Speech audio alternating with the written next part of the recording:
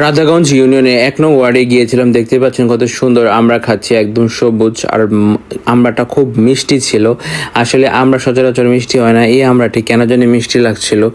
তারপরে লবণ ছিল, মরিচ ছিল, হালকা পরিমাণ নিয়ে মজা করে খাচ্ছিলাম। এবং আনলিমিটেড লবণ কত খেতে পারেন। আসলে অতিরিক্ত লবণ খাওয়া একদমই ঠিক না, আপনারা এটা একদমই করবেন না। যত কম পরিমাণ লবণ খেতে পারেন ততই আপনার স্বাস্থ্যের জন্য ভালো। অতিরিক্ত লবণ আপনি জানেন কি হতে পারে, অবশ্যই স্বাস্থ্যের জন্য ক্ষতি হতে পারে। যাই হোক, আমার সাথে দেখতে পাচ্ছেন আরও কয়েকজন রয়েছে, তারাও আমরা খাচ্ছে। আর কাকাও খুব শরবত বানিয়ে দিচ্ছে। আসলে প্রচণ্ড গরম পড়েছে, গরমে কিন্তু শরবতটা বেশি মানুষ খায়। যাই হোক, আর এখানে দেখতে পাচ্ছেন বিজয় খাচ্ছে, তারপরে রাহিম খাচ্ছে। সবাই মিলে একটা মানে পুরা একটা অস্থির একটা উৎসব বিরাজ করতেছে, আনন্দ বিরাজ করতেছে। আসলে এই জায়গাটিতে এরকমই। আপনারা জেনে আরও অবাক হয়ে যাবেন, যতই খাচ্ছিলাম ততই মজা পাচ্ছিলাম।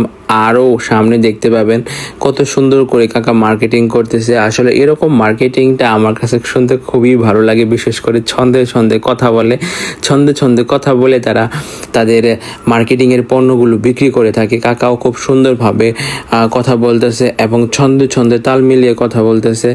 আসলে এই কাকা অনেক দিন যাবৎ ধরেই এই মার্কেটিং করতেছে বলে মনে হচ্ছে। কারণ আমি ছোটো সময় আরেকটা কাকাকে দেখছিলাম এরকম কথা, মানে এরকম মার্কেটিং করতে, বিশেষ করে শ্রীরামপুর হাটবাজারে দেখতে পাওয়া যায়। যাই হোক, শ্রীরামপুর হাটবাজারে আগে সাপের খেলা দেখতে পারতাম যখন স্কুল থেকে ফিরতাম। ফেরার সময় কিন্তু এরকম কাকারা বসে সাপের খেলা দেখাতো, তারপরে বিভিন্ন ধরনের জাদু টোনা এগুলা দেখাতো। আসলে দেখিয়ে মার্কেটিংয়ের কাজগুলো করে ফেলতো।